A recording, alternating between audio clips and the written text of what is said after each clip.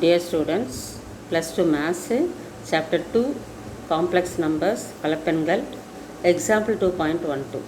If z1, z2, z3 are the three complex numbers such that modulus of z1 equal to modulus of z2 equal to modulus of z3 equal to modulus of z1 plus z2 plus z3 is equal to 1, find the value of modulus of 1 by z1 plus 1 by z2 plus 1 by z3. இப்போ ஏற்கனவே நம்ம இதுக்கு முன்னாடி இல்லை என்ன பார்த்துருக்கோம்னா modulus of Z square equal to Z into Z bar அப்படின்னு பார்த்துருக்கோம். இதை வந்து நனவுப்படுத்திக்கோங்க. இப்போ நம்ம என்னென்ன கொடுத்துருக்காங்களோ அதை முதல்ல நம்ம எழுதிக்கலாம். Modulus of z one equal to modulus of z two equal to modulus of z two equal to 1. அதே போல் modulus of z one plus z two plus இசட்3யும் நமக்கு 1ன்னு கொடுத்துருக்காங்க. இப்போ ஃபஸ்ட்டு நம்ம modulus of z one equal to 1ன்னு எடுத்துக்கிறோம். அதில் ரெண்டு பக்கமும் நம்ம ஸ்கொயர் பண்ணோம்னா modulus of z1 square equal to 1 ஸ்கொயர்னு வரும். 1 ஸ்கொயர் வந்து எகெயின் நமக்கு 1 தான்.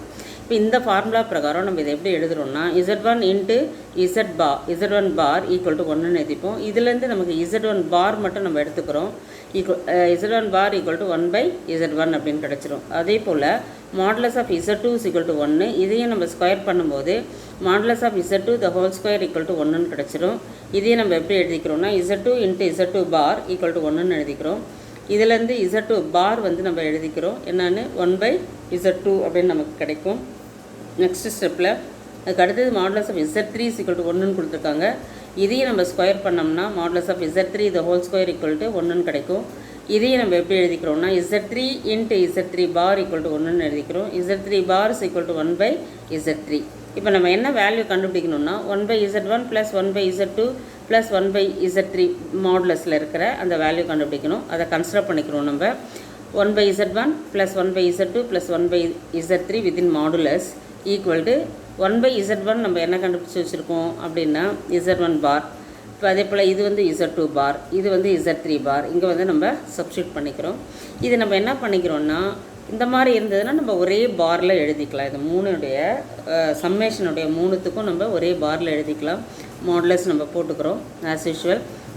இப்போ வந்து நமக்கு modulus of z bar equal to z modulus of இசட்னு தெரியும்.